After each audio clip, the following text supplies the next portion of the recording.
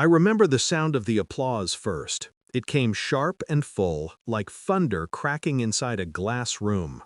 Her brother, the so-called manager, had just finished pitching my concept, wearing that smug half-smile that used to annoy me even before today.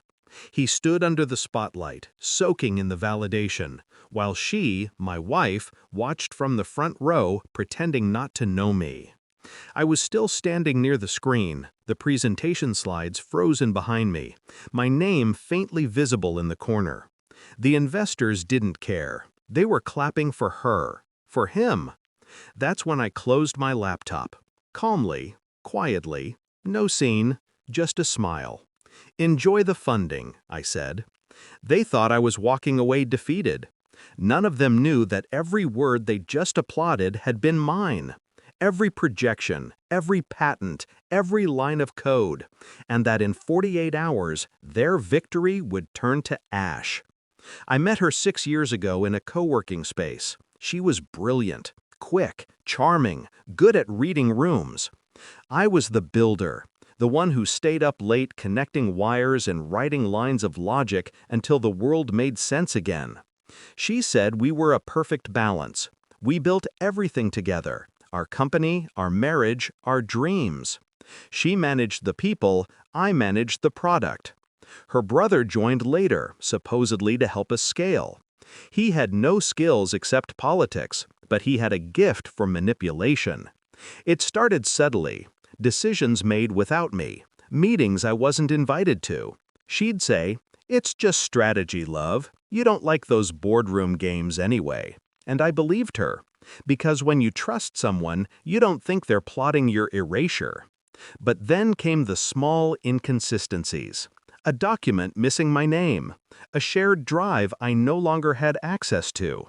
A late-night email sent from her laptop, forwarding my design files to his account. That was the night I stopped being naive. I didn't confront them, not immediately. I've learned that truth loses its power when spoken too soon. Instead, I started listening more than I spoke, watching, taking notes. The beauty of betrayal is that betrayers rarely hide it well once they think they've won. They grow careless, loud, drunk on their illusion of control.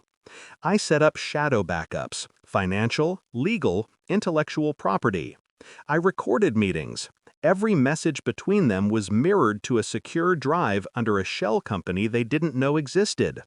Even the patent they filed in her brother's name had my original timestamps buried inside its metadata. For months, I played along, pretended to be distracted by my technical workload. I let them take credit in small doses, enough to feel emboldened, enough rope to hang themselves. The day of the investor pitch was their grand betrayal, the culmination of months of deceit. She was radiant on stage, dressed in corporate white, voice steady as she introduced his innovative concept. They'd rebranded it, tweaked it, polished it, but the core remained mine.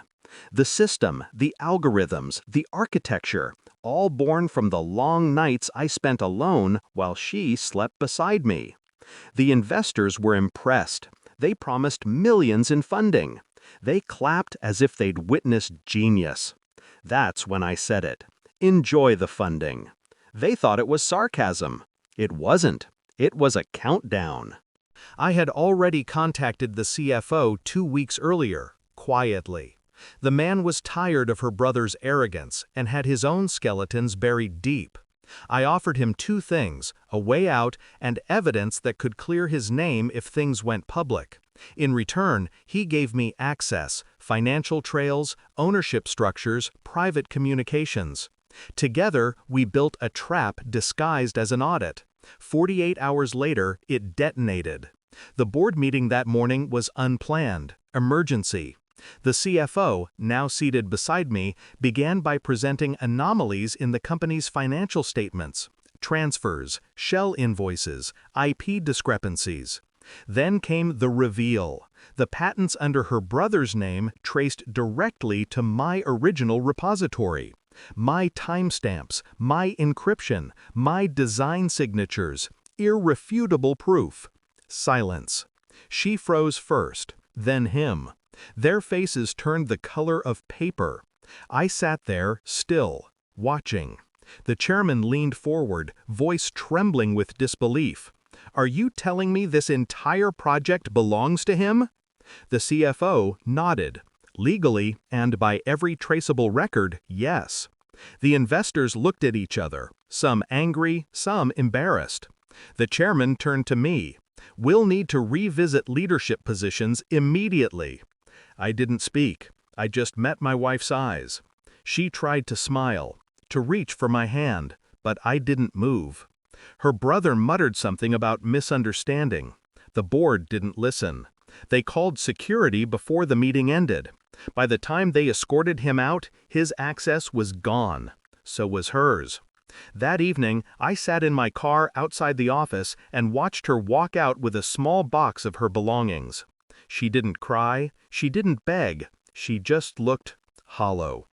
I expected satisfaction, maybe triumph, but what I felt was something quieter, a strange calm. Revenge isn't always fire. Sometimes it's the sound of footsteps fading down a hallway you'll never walk together again. The next day, the CFO, now acting chairman, called me in. He handed me the reinstatement letter. Ownership restored, position elevated, project funded. As I left his office, he smiled awkwardly. "You really planned this, didn't you?" I just nodded. I had time. I never saw her again. I heard she tried to start another company under a new name, but no investor touched her after the scandal. Her brother left the country.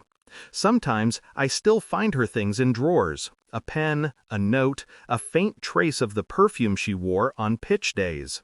I don't hate her anymore. Hate requires energy.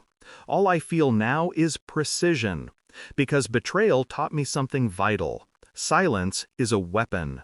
Patience is armor. And revenge? Revenge is best served documented, time-stamped, and signed. So when they clapped that day, they thought they were applauding her brilliance. They weren't. They were applauding the setup. And 48 hours later, they gave the funding to me.